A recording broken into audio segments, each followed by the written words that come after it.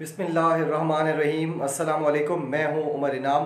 पाकिस्तानी सहाफ़ियों को और अहमद नूरानी के ग्रुप को झूठ, खुशामद और चापलूसी महंगी पड़ गई हैं। आज का पूरा दिन जो गुजरा है, हर तरफ से हर तरह से बेइज्जत होता रहा है ये पूरा का पूरा ग्रुप। चार मिसालें मैं आपको इनकी दे देता हूँ कि किस तरीके से खुशामद और झूठ की आमेज़श से जो पाकिस्तान में सहाफ़त का एक नया बीज बोया जा रहा है इस खाई कबीले की तरफ से, जिसके सिपहसालार सुहेल बड़ाइच हैं और जिसके चीफ कमांडर सलीम साफ़ी हैं।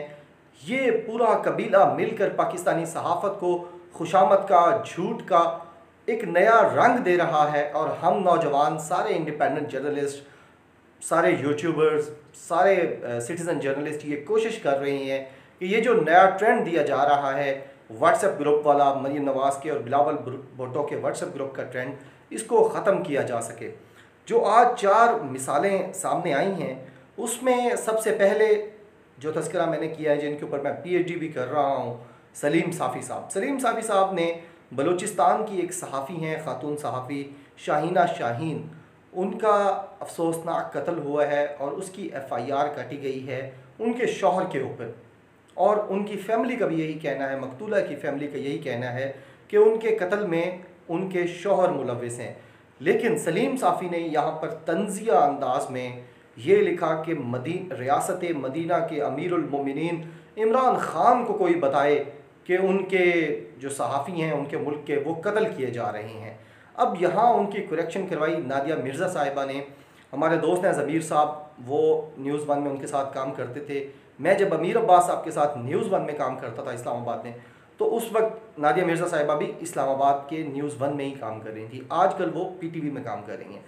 उन्होंने फिर करेक्शन करवाई सलीम साफ़ी साहब की कि सर, आप एक सीनियर और रिस्पॉन्सिबल जर्नलिस्ट हैं, आपको बग़ैर किसी इंफॉर्मेशन के जो वहाँ पे ग्राउंड रियलिटीज़ हैं, जो करेक्ट इन्फॉर्मेशन है, वो कलेक्ट किए बग़ैर आप इस तरह से इर्रिस्पॉन्सिबल जर्नलिज़म आपको नहीं करना चाहिए। नादिया मिर्ज़ा ने उनको बताया कि चूँकि वो उनकी कॉलीग थी पीटीवी के अंदर, तो उन्होंने जब पता करवाया है तो वो उनके शौहर मुलव्विस हैं। उनकी पूरी फैमिली का कहना ये है ये कि उनकी रंजिश थी मियाँ बीवी की और उसमें वो शहीद की गई हैं, लिहाजा उनको रियासत मदीना पर ना डाला जाए। अब जब ये करेक्शन करवाई नादिया मिर्ज़ा ने, तो उसके बाद बजाय शर्म के मारे और बजाय ये कहने के कि अपनी गलती को मान कर ट्वीट डिलीट करने के, आगे से इंतहाई ढिठाई, बेशर्मी और झूठ का इस्तारा बनते हुए सलीम साफ़ी ने कहा कि बेशक उनके शौहर ने मारा हो या किसी और ने मारा हो, लेकिन मरी तो पाकिस्तान में है ना। देखें जी, ये पाकिस्तान में ये हो गया, इस तरीके से नहीं होना चाहिए ये। तो ये एक झूठ बोला है और झूठ रियासत मदीना पर डाला है। और दूसरा, जब करेक्शन करवा दी गई है एक कोलीग की तरफ से, नादिया मिर्ज़ा भी एक सीनियर एंकर हैं, जब वो अपने सलीम साफ़ी साहब को बता रही थी, जो उनके सहाफ़ती कोलीग हैं, कि आप गलत कह रही हैं, इन्फॉर्मेशन और है, तो उसके ऊपर बजाय शर्मिंदा होने के वो ढिठाई से, बेशर्मी से लगे रहे, अपनी बात पर कायम रहे। अब यहाँ दो और बातें भी जो है वो इम्पॉर्टेंट हैं कि ये सारे लोग रियासत मदीना की जो इस्तिलाह इमरान ख़ान इस्तेमाल करते हैं उसके ऊपर भी तनकीद करते हैं और इनके पेट में ये भी मरोड़ उठते हैं कि इमरान ख़ान एक तो लिबरल्स को चारा नहीं डालते, इन सहाफ़ियों को दौरे नहीं करवाते, इनको साथ नहीं लेके जाते, इनके सरकारी हज नहीं करवाते, और साथ साथ वो फिर नारा भी लगाते हैं रियासत मदीना का। और ये जो हमारे खूनी लिबरल्स हैं, ये मज़हब से तो ऐसे भागते हैं, मजहबी चीज़, मजहबी नाम से तो ऐसे भागते हैं जैसे कोई शैतान आग से भागता हो। और ये जो आग उसको आसमानों में लगाई जाती है जब वो बुलंदी पे जाता है, तो वो इस तरीके से, जैसे हम देखते हैं कि वो भाग रहा है, तो इस तरीके से ये भी भागते हैं जब इनसे कोई दीन की बात की जाए, कोई पाकिस्तान की बात की जाए, कोई दीन से, मुल्क से, वतन से, इस मट्टी से मोहब्बत की बात की जाए, तो ये सारे खूनी लिबरल्स भाग पड़ते हैं। अब इनको इमरान ख़ान की इस बात पर एतराज़ है, ये दुआ नहीं करते। जिस तरह तारिक जमील साहब ने कहा था कि अल्लाह नीयतें देखता है, इन्नमल अमालु बिन्नियात, तमाम आमाल जो हैं उनका दारोमदार नीयतों पर है। और अगर इमरान ख़ान की ये नीयत है कि मैं इस रियासत को रियासत मदीना बनाऊँगा, तो हमें तो दुआ करनी चाहिए कि अल्लाह इस हुक्मरान की जो नेक ख्वाहिश है इसको पूरा कर दे। लेकिन ये लोग इस बात पर भी मोतरज़ हैं कि इमरान ख़ान क्यों रियासत मदीना का नाम लेते हैं। और सेकेंडली, यहाँ मैं करेक्शन करवा दूँ सलीम साफ़ी की, अगर वो तासुब की और मरीम नवाज़ की जो दी गई ऐनक है वो उतार दें, तो उनको बहुत सारी चीज़ें पॉजिटिव भी नज़र आना शुरू हो जाएंगी। अमीरुल मोमिनीन का लफ्ज़ वो इमरान खान के लिए इस्तेमाल करें, हालांकि इमरान खान जो ज़ाती तारीफ़ उनकी करते हैं, हम कई दफ़ा तो मैंने भी देखा कि उनकी कंपनी में या उनकी गैदरिंग में जो लोग बहुत ज़्यादा उनकी कोई तारीफ़ कर रहे हों और नाजायज़ कर रहे हों, यानी ऐसी कोई बात ना हो उस वक्त, तो इमरान खान उनको शटअप कॉल दे देते हैं। इमरान खान तारीफ़ पसंद नहीं है, ख़ुद पसंद नहीं है, खुशामद पसंद नहीं है। शायद इस वजह से सलीम साफ़ी और हामिद मीर जैसे लोग उनसे दूर हैं कि ये रोज़ाना शाम को जाकर खुशामदी सेशन नहीं लगा सकते, जो कि ये मरीम नवाज़ की मौजूदगी में नवाज़ शरीफ के सामने लगाते थे। अब सलीम साफ़ी साहब, आपको अगर याद हो तो अमीरुल मोमिनीन कहलवाना पसंद किया था आपके मन चाहे और आपके दिल पसंद लीडर नवाज़ शरीफ ने, जिनको नज़ीर नाजी साहब उस वक्त अमीरुल मोमिनीन कहते थे जब वो वज़ीर आज़म बने थे 90s के अंदर, और फिर आपके पूरा कबीला उनको अमीरुल मोमिनीन समझता भी था, कहता भी था, लिखता भी था, बोलता भी था।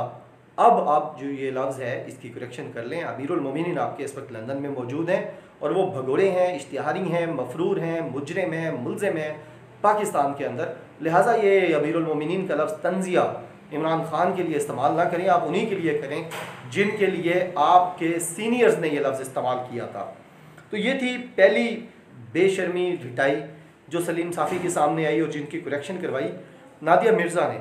इसके अलावा दूसरी करेक्शन जो थी, दूसरी कोशिश थी बेइज्जत होने की, खुद कोशिश करता है ये पूरा कबीला, वो है आसमा शिराजी साहिबा ने भी इसी टॉपिक के ऊपर कहा कि इमरान खान कहते हैं पाकिस्तान में सहाफ़त आज़ाद है। देखें जी, एक सहाफ़ी को ज़िंदगी से आज़ाद कर दिया गया है। अब यहाँ पर एक वन मैन आर्मी है, ट्विटर पर जो लोग एक्टिव हैं वो जानते हैं, मूसा के नाम से, जो पहले पाकिस्तान में थे अब ऑस्ट्रेलिया में होते हैं।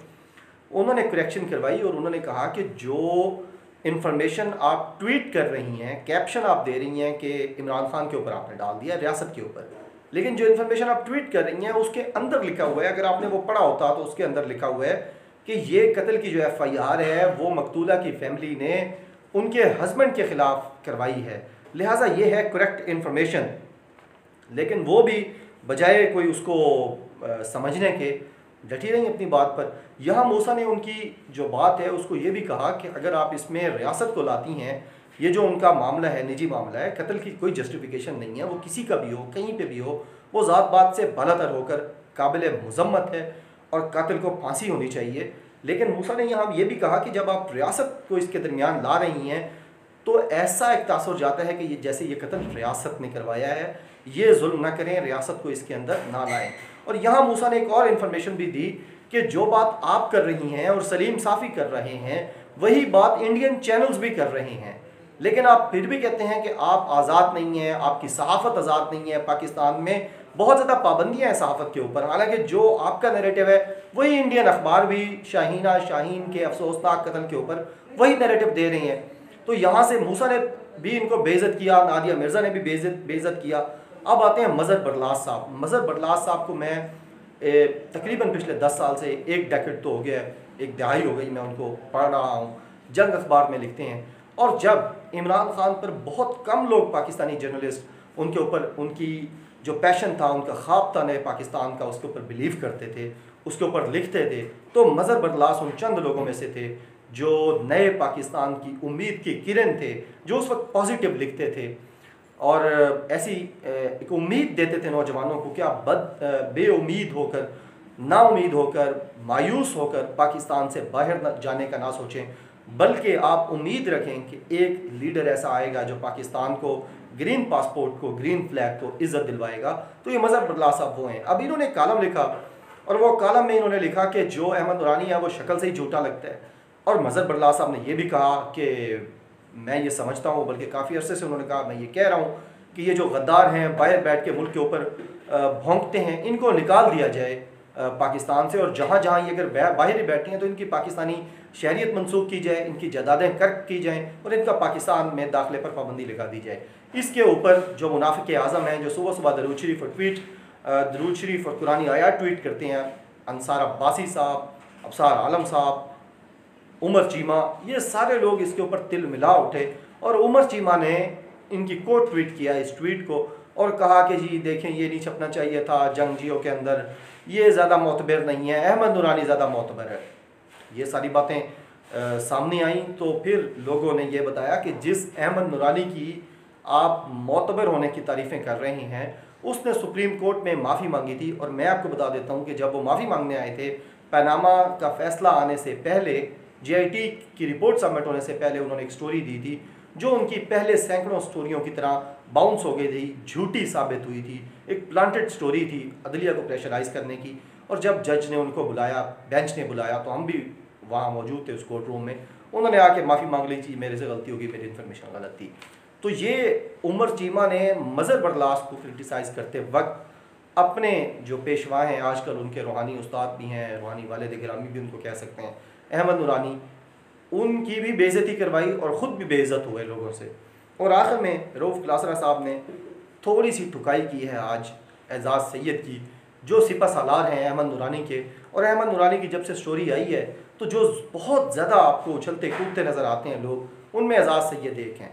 उन्होंने, रऊफ़ क्लासरा साहब ने ट्वीट की कि हमने पब्लिक न्यूज़ ज्वाइन की है। आसिम सलीम बाजवा साहब ने मुबारकबाद दी। क्लासरा साहब ने कहा कि हमने आप पे तनकीद की थी लेकिन उसके बावजूद भी आपने मुबारकबाद दी है, तो आपका शुक्रिया।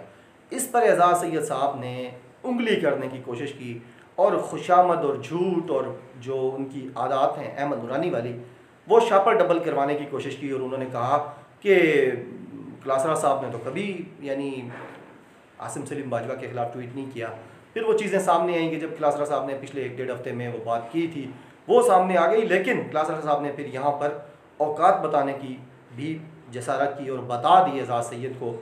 और उन्होंने कहा कि आप जब डॉन में गए थे, डॉन न्यूज़पेपर में और डॉन TV चैनल में, वहाँ पर ब्यूरो चीफ थे अरशद शरीफ, तो मैंने उनसे आपकी जॉब करवाई थी और मैंने उनको कहा था कि ये कर दें। अब ये चीज़ें शायद ट्विटर पे ना आती, लेकिन मैं वही आपको बता रहा हूँ कि जो खुशामद और झूठ की आमेज़िश है इन सहाफ़ियों की, ये ख़ुद लोगों को मजबूर कर रहे हैं। वो मूसा को भी मजबूर कर रहे हैं, नादिया मिर्ज़ा को भी कर रहे हैं, वो रऊफ़ क्लासरा को भी, और उन जैसे तमाम लोगों को, हमें भी मजबूर करते हैं।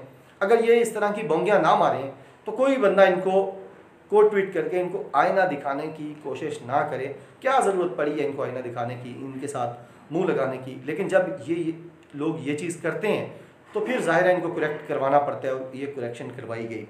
लिहाजा ये पूरा ग्रुप जो है अब वो अहमद नूरानी की और एजाज़ सैयद की हिमायत में बाहर निकल आया है। और मुझे लगता यही है कि अगले 24 से 48 घंटों में इनकी मज़ीद मुरम्मत भी सामने आएगी, मज़म्मत भी और मुरम्मत भी। आप इंजॉय कीजिए ट्विटर की इस जंग को, जहाँ पर ये खुशामदी ग्रुप, ये झूठा ग्रुप जो एक नैरेटिव बिल्ड कर रहा है मरीम नवाज़ का और बिलावल भुट्टो का, वो बेइज्जत हो रहा है। बहुत शुक्रिया। पाकिस्तान जिंदाबाद। अल्लाह हाफ़िज़।